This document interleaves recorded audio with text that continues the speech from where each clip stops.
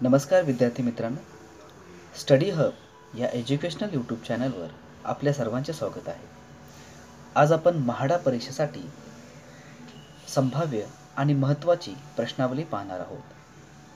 या लेक्चरमध्ये आपण जी के म्हणजेच जनरल नॉलेज या सदरातील प्रश्न पाहणार आहोत व तसेच येणाऱ्या लेक्चर्समध्ये आपण बाकीचे सदरही घेणार आहोत. तर आपण आजची प्रश्नावली चालू करूया. यातील पहिला प्रश्न आहे, तापी व गोदावरी नद्यांच्या दरम्यान कोणत्या डोंगर रांगा आढळतात? ठीक आहे, तर या प्रश्नाचं उत्तर आहे बी, अजिंठा सातमाळा. ठीक आहे, तर तापी व गोदावरी नद्यांच्या दरम्यान अजिंठा व सातमाळा या डोंगररांगा आढळतात. ठीक आहे, ओके. तर आपण दुसरा प्रश्न बघूया. हा प्रश्न तुम्हाला कळाला असेलच. दुसरा प्रश्न बघूया. दुसरा प्रश्न आहे, दिब्रुगड आसाम ते कन्याकुमारी म्हणजेच तमिळनाडू या स्थानकांदरम्यान धावणारी देशातील सर्वाधिक पल्ल्याची रेल्वेगाडी कोणती? किंवा रेल्वेगाडी डॅश डॅश. तर असा प्रश्न असेल तर याचं उत्तर आहे डी, विवेक एक्सप्रेस. विवेक एक्सप्रेस नावाची जी रेल्वेगाडी आहे ती दिब्रुगड आसाम व कन्याकुमारी तमिळनाडू या स्थानकांदरम्यान धावणारी देशातील सर्वाधिक पल्ल्याची रेल्वेगाडी आहे. ठीक आहे, दुसरा प्रश्न बघूया. तिसरा प्रश्न बघूया आपण. धुळे हे शहर कोणत्या नदीकाठी वसलेले आहे? तर याचं उत्तर आहे पांझरा, बी, पांझरा. ठीक आहे, याचं उत्तर आहे बी, पांझरा नदीकाठी वसलेले आहे. ठीक आहे, ओके. तर हा प्रश्न तुम्हाला कळाला असेलच. चौथा प्रश्न बघूया आपण. तर चौथा प्रश्नामध्ये आहे बघा, संगणकामध्ये डेटा कोणत्या स्वरूपात साठवला जातो? म्हणजे संगणकामध्ये जो पण की माहिती असेल किंवा डेटा असेल तो कोणत्या स्वरूपात साठवलेला असतो असं त्यांनी विचारले. तर याचं उत्तर आहे सी, डिजिटल स्वरूपात. तर संगणकामध्ये डिजिटल स्वरूपात जो पण डेटा असेल तो साठवला जातो. ठीक आहे, ओके. तर आपण पुढचा प्रश्न बघूया.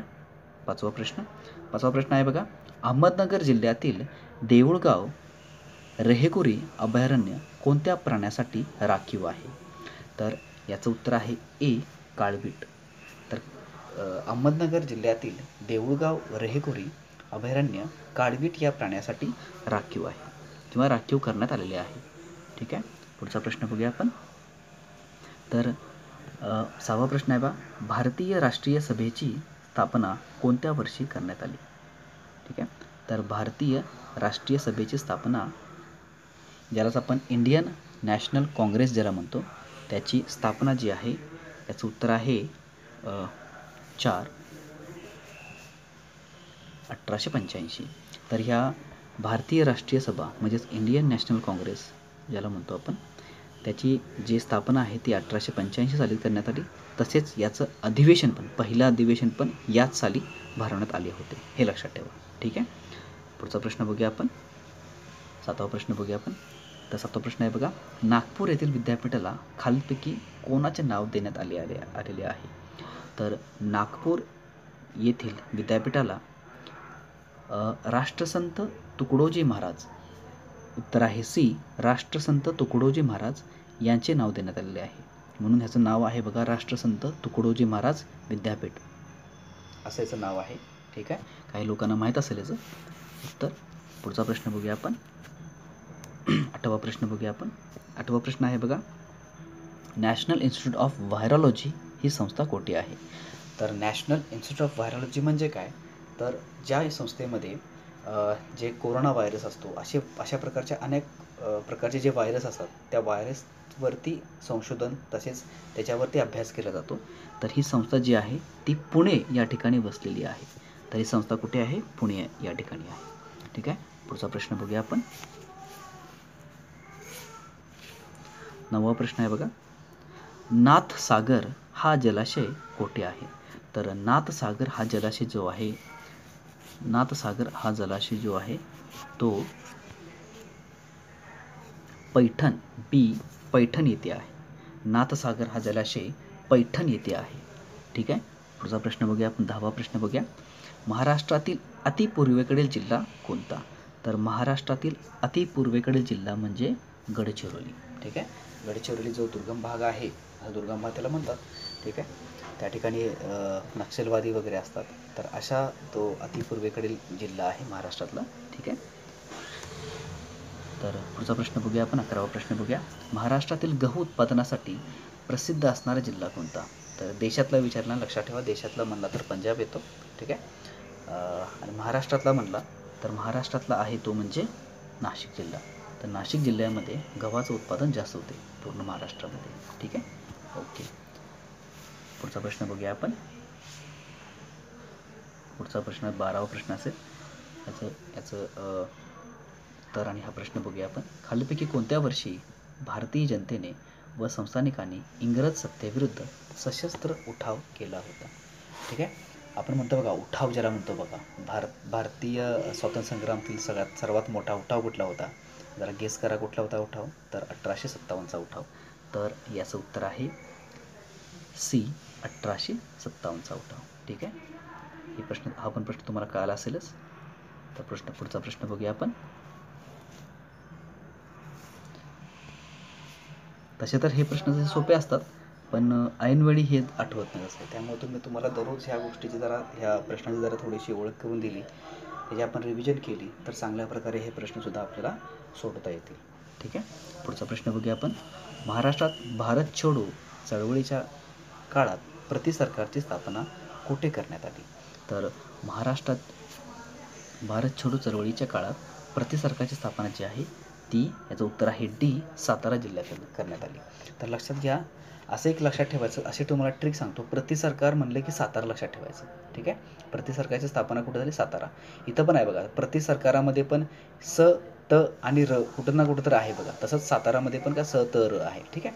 असं लक्षात ठेवायचं. प्रति सरकार म्हणलं की पहिला डोक्यात आलं पाहिजे काय? तर सातारा. प्रति सरकारची स्थापना कुठे झाली? सातारामध्ये झाली. ठीक आहे. तर 13वा क्वेश्चन उत्तर झालेला आहे सातारा हा आहे डी. 14वा क्वेश्चन बघूया. स्वतंत्र भारताचे पहिले पंतप्रधान कोण होते? आता हे सर्वांनाच माहीत आहे.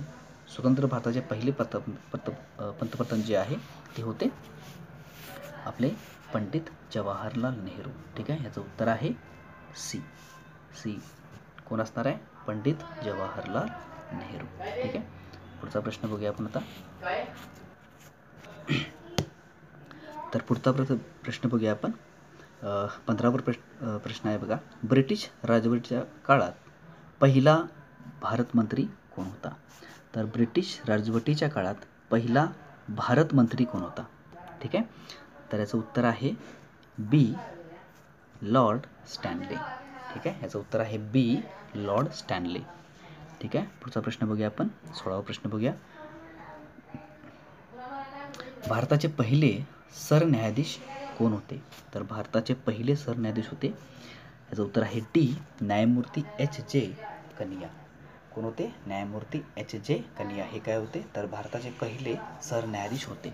ठीक आहे. पुढचा प्रश्न बघूया आपण. प्रश्न आहे 17वा प्रश्न आहे. महाराष्ट्रात स्वतंत्र महिला विद्यापीठ सर्वप्रथम कोणी स्थापन केले? तर 17व्याचं उत्तर आहे, याचं उत्तर आहे सी, महर्षी धोंडो केशव कर्वे. हे लक्षात ठेवा. महाराष्ट्रामध्ये पहिल्यांदा जे आहे सर्वप्रथम स्वतंत्र महिला विद्यापीठाची स्थापना केली. कोणी केली? तर महर्षी धोंडो केशव कर्वे यांनी. ठीक आहे. तर 17वा क्वेश्चन झालेला आहे, याचं उत्तर आहे सी. सर्वांना समजलं असेल, महर्षी धोंडो केशव कर्वे यांनी. ठीक आहे. तर आता 18वा प्रश्न बघूया आपण. तर ब्राह्मणांचे कसब हा ग्रंथ कोणी लिहिला? तर ब्राह्मणांचे कसब हा जो ग्रंथ आहे तो, याचं उत्तर आहे बी, महात्मा फुले यांनी लिहिला ब्राह्मणांचे कसब. ठीक आहे. पुढचा प्रश्न बघूया आपण. 19वा.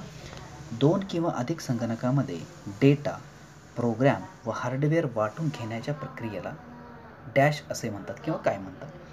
तर 2 किंवा अधिक संगणकामध्ये डेटा जो आहे ती माहितीची देवाणघेवाण करण्यासाठी किंवा माहितीची इकडून तिकडं माहिती पाठवण्यासाठी किंवा तिकडून इकडं माहिती घेण्यासाठी किंवा प्रोग्रॅम हार्डवेअर इकडून तिकडं वाटून घेण्याच्या प्रक्रियेला म्हणतात. याचं उत्तर आहे ए. याला म्हणायचं डेटा कम्युनिकेशन. काय म्हणायचं याला? डेटा कम्युनिकेशन म्हणायचं. ठीक आहे. ओके. याला म्हणायचं डेटा कम्युनिकेशन. तर पुढचा प्रश्न बघूया आपण. पुढचा प्रश्न आहे बघा. पुढचा प्रश्न आहे 20.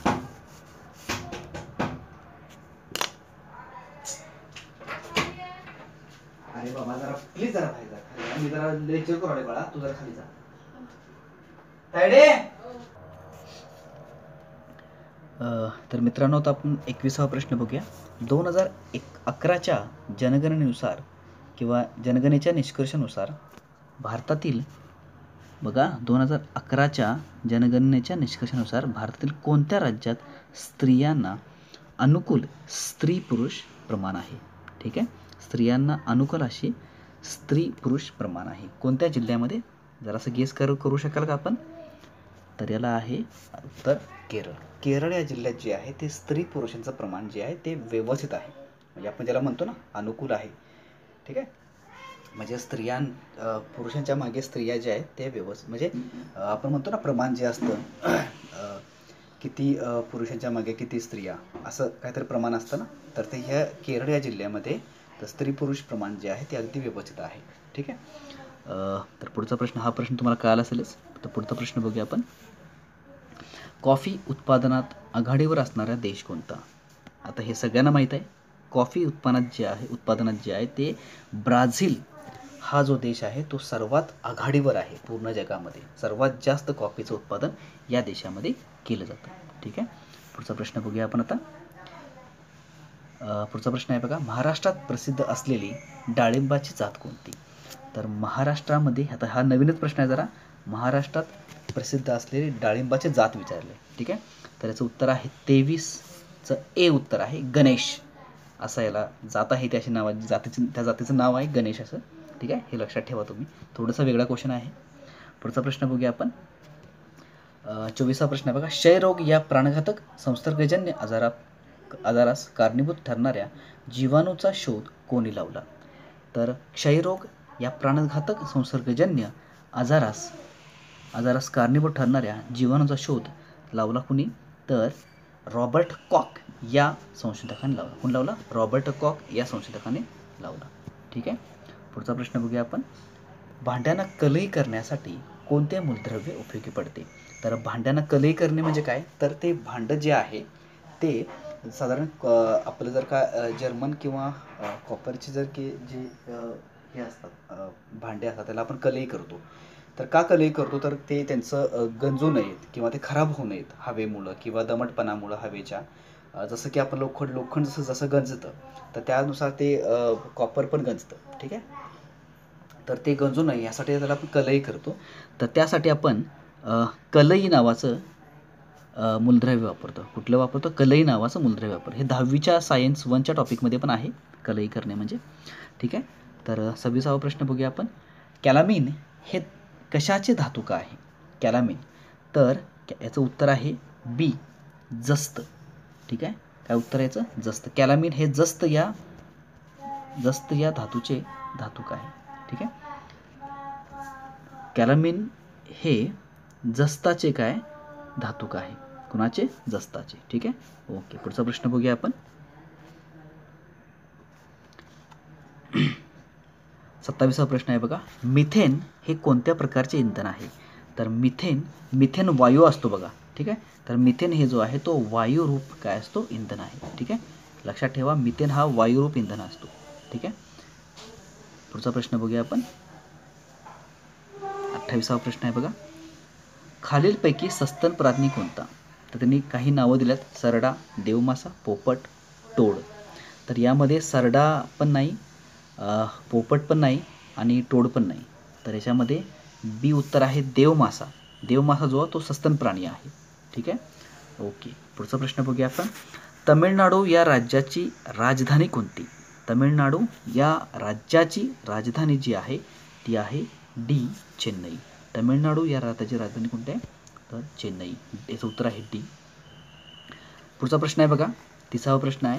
पेट्रोलियम उत्पादनासाठी प्रसिद्ध असणारे अंकलेश्वर हे ठिकाण कोणत्या राज्यात आहे? लक्षात घ्या, पेट्रोलियम उत्पादनासाठी जिथं पेट्रोलियम तयार होतं आणि अंकलेश्वर हे ठिकाण तर कोणत्या राज्यात आहे? तर ते राज्य आहे ए गुजरात. याचं उत्तर आहे ए गुजरात. ठीक आहे, लक्षात घ्या, पेट्रोलियमसाठी जे अंकलेश्वर नावाचं ठिकाण प्रसिद्ध आहे ते गुजरात या राज्याचं आहे. कुणाचं आहे? गुजरात या राज्याचं. उत्तर आहे ए. ठीक आहे. पुढचा प्रश्न बघूया आपण. 31वा प्रश्न बघूया. गंगा, यमुना व सरस्वती या नद्यांच्या त्रिवेणी संगमावर वसलेले शहर कोणते? म्हणजे ह्या नद्यांचा जिथं संगम होतो, ठीक आहे, त्या संगमावर वसलेले शहर कोणते आहे? तर ते आहे सी, अलाहाबाद. ठीक आहे, याचं उत्तर आहे सी. या 3 नद्यांच्या संगमावर हे अलाहाबाद शहर हे वसलेले आहे. ठीक आहे, याचं उत्तर तुम्हाला समजलं असेलच. आता 32वा प्रश्न बघूया आपण. महाराष्ट्रातील जवाहरलाल नेहरू बंदर कोठे आहे? तर महाराष्ट्रातील जवाहरलाल नेहरू बंदर जे आहे ते, याचं उत्तर आहे ए, नावाशेवा या ठिकाणी आहे. महाराष्ट्रातील जवाहरलाल नेहरू बंदर कुठे आहे? तर नावाशेवा या ठिकाणी आहे. याचं उत्तर आहे ए, नावाशेवा. ठीक आहे, हे समजलं असेल तुम्हाला. पुढचा प्रश्न बघूया आपण. कुल्लू मनाली हे थंड हवेचे ठिकाण कोणत्या राज्यात आहे? जरा थोडंसं गेस करा बरं.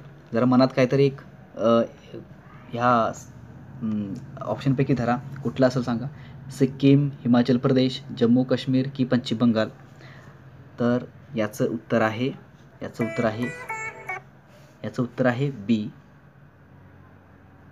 उत्तर आहे बी, हिमाचल प्रदेश. ठीक आहे, याचं उत्तर आहे बी, हिमाचल प्रदेश. ठीक आहे, हे उत्तर तुम्हाला समजलं असेलच. आता 34 बघूया. 34चा प्रश्न बघूया आपण. काय तो? एकूण अन्नधान्य उत्पादनात आघाडीवर असणारे भारतातील राज्य कोणते? लक्षात घ्या, भारतातलं राज्य विचारले. काय विचारले? भारतातलं राज्य त्यांनी विचारले. बघा, भारतातलं राज्य विचारले. आणि कशासाठी? तर एकूण अन्नधान्य उत्पादनात एकूण अन्नधान्य जे उत्पादन होतं अन्नधान्याचं, त्या एकूण अन्नधान्याच्या उत्पादनामध्ये आघाडीवर असणारे भारतातील आघाडीवर असणारे राज्य कोणते? तर याचं उत्तर आहे बी, उत्तर प्रदेश. हे लक्षात घ्या, खूप मोठा प्रदेश आहे आता. ठीक आहे, याचं क्षेत्रफळ खूप मोठं आहे आणि त्या ठिकाणी नॉर्मली जेवढी जनता आहे किंवा जेवढी लोकसंख्या आहे ती मोस्ट ऑफ द जनता जी आहे किंवा जे लोक आहेत ते शेतीवरती अवलंबून आहे. त्यामुळे तिथं एकूण अन्नधान्यामध्ये जास्त उत्पादन होत असतं. ठीक आहे, ओके. हा प्रश्न पण समजला असेल तुम्हाला. 35वा प्रश्न बघूया आपण. 5वा प्रश्न आहे बघा. महाराष्ट्र राज्य शैक्षणिक संशोधन व प्रशिक्षण संस्थेचे मुख्यालय कोणत्या ठिकाणी आहे? तर महाराष्ट्र राज्य शैक्षणिक संशोधन व प्रशिक्षण संस्थेचे मुख्यालय हे जे आहे ते पुणे या ठिकाणी. याचं उत्तर आहे 4, पुणे.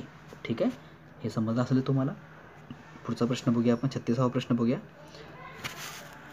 भारताच्या हिशोब तपासणीच्या नियुक्तीची संबंधित असणारे कलम कोणते? लक्षात घ्या, काय विचारले बघा. भारतामध्ये एक पद असतं. ठीक आहे, हिशोब तपासनीस ह्या नावाचं पद असतं आणि त्याची नियुक्ती, त्या माणसाची नियुक्ती करण्यासाठी एक कलम आहे. तर त्या कलमाचं कलमाविषयी त्यांनी विचारले. ठीक आहे, तर ते कलम कोणतं त्यांनी विचारले. ठीक आहे, तर ते कलम असतं डी. याचं उत्तर आहे डी, कलम 148. हे लक्षात घ्या. तपासणीचा संदर्भात किंवा त्याच्या नियुक्ती संदर्भात जे कलम आहे ते आहे कलम 148. याचं उत्तर आहे डी, कलम 148. ठीक आहे, ओके. हे तुम्हाला समजलं असेलच. पुढचा प्रश्न बघूया आपण. भारताचा घटनात्मक प्रमुख म्हणून कोणाचा उल्लेख कराल? जरा थोडंसं गेस करा बरं.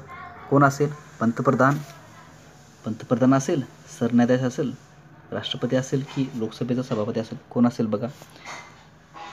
तर याचं उत्तर आहे सी, राष्ट्रपती. तर भारताचा घटनात्मक प्रमुख म्हणून राष्ट्रपतीचा उल्लेख केला जातो. ठीक आहे, पुढचा प्रश्न बघूया आपण. 38वा. घटनेच्या कोणत्या कलमान्वये बालमजुरीस प्रतिबंध करण्यात आलेला आहे? म्हणजे घटनेच्या कोणत्या कलमानुसार बालमजुरीला म्हणजे काय त्याला म्हणतो आपण, बालमजुरीला प्रतिबंध करण्यात आलेला आहे? ठीक आहे, त्याचं उत्तर आहे सी, 24व्या कलमानुसार. ठीक आहे, बालमजुरीला प्रतिबंध करणे किंवा त्याला आळा घालणे किंवा त्याच्यावरती बॅन आणणे बालमजुरीसाठी. ठीक आहे, तर ह्यासाठी कलम आहे 24. ठीक आहे, कलम 24. पुढचा प्रश्न बघूया आपण. 39वा क्वेश्चन बघूया. 39वा क्वेश्चन आहे बघा. सुवर्णदुर्ग किल्ला कोणत्या जिल्ह्यात आहे? तर सुवर्णदुर्ग किल्ला जे आहे तो आहे रत्नागिरी या जिल्ह्यात. ठीक आहे. सुवर्णदुर्ग खूप चांगला किल्ला आहे. कधी तुम्हाला चान्स मिळेल तर जाऊन बघा मित्रांनो. खूप छान किल्ला आहे. ठीक आहे. सुवर्णदुर्ग किल्ला हा रत्नागिरी या जिल्ह्यात आहे. ठीक आहे. याचं उत्तर तुम्हाला समजलं असेलच. पुढचा प्रश्न बघूया आपण. 40वा प्रश्न बघूया. तर यामध्ये महाराष्ट्रातील